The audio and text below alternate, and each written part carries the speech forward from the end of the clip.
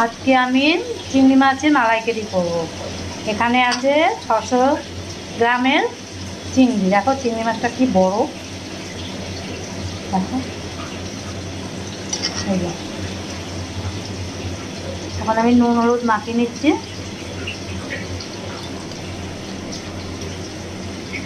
দিলাম নুন, দিয়ে দিলাম হলুদ।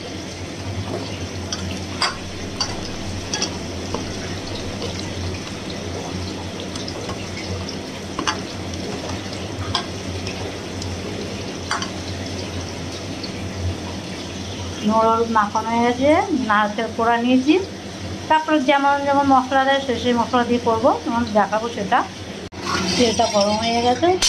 বন্ধুরা, আমি চিংড়ি মাছটা একটু ভেজেই চিংড়ি মাছের করবো, মালাই চিংড়ি করবো। তোমরা যদি পারো তোমরা নাও ভাজতে পারো, আমি একটু ভেজেই করি।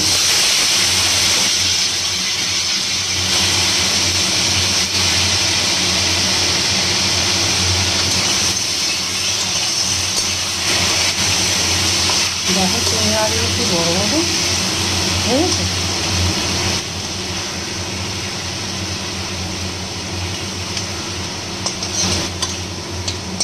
হালকা ভাজা হয়ে যায়।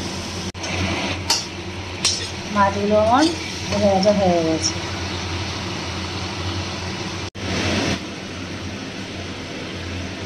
মাছগুলো ভাজা ভাজা হয়ে গেছে। এবার দিয়ে দেবো জিরে, গোটা জিরে, তেজপাতা,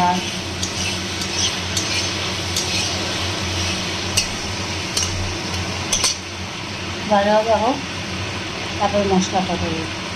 হয়ে গেছে। এবার আমি দিয়ে দেবো লঙ্কা, আদা, জিরের গুঁড়ো, একটু হালকা সর্ষে দিয়ে দিলাম, পেস্ট করে নিলাম।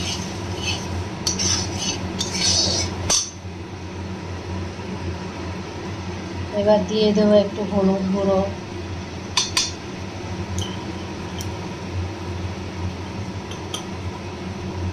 দিয়ে দেবো সামান্য নুন,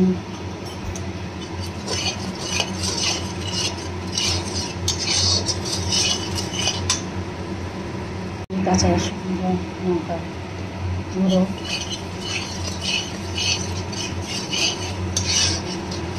মশলাটা কষানো হোক।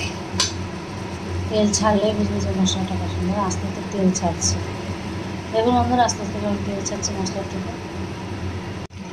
মশলা থেকে যখন তেল ছেড়ে গেছে, তার মানে মশলাটা কষানো হয়ে গেল। এবার আমি দিয়ে দেবো নারকেল বাটা। নারকেল বাটাটা দিয়ে একটুখানি কষিয়ে নিয়ে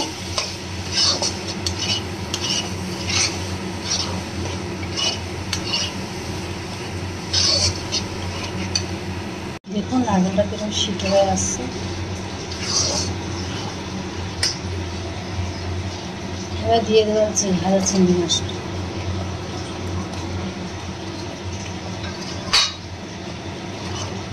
চিংড়ি মাছটা দিয়ে একটু নাড়াচাড়া করবো।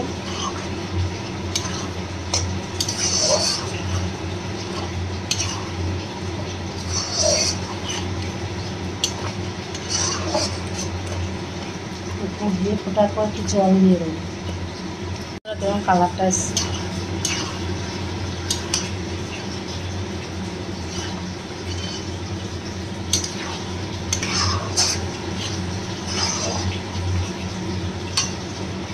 এবার আমি দিয়ে দেবো জল।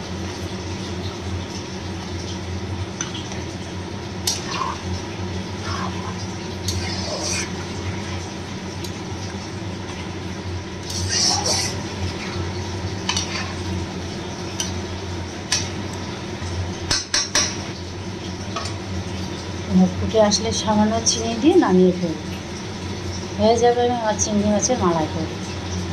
এখন বন্ধুরা কিরকম কালারটা এসছে। একটু চিনি দিয়ে দিলাম, নিয়ে দেবো।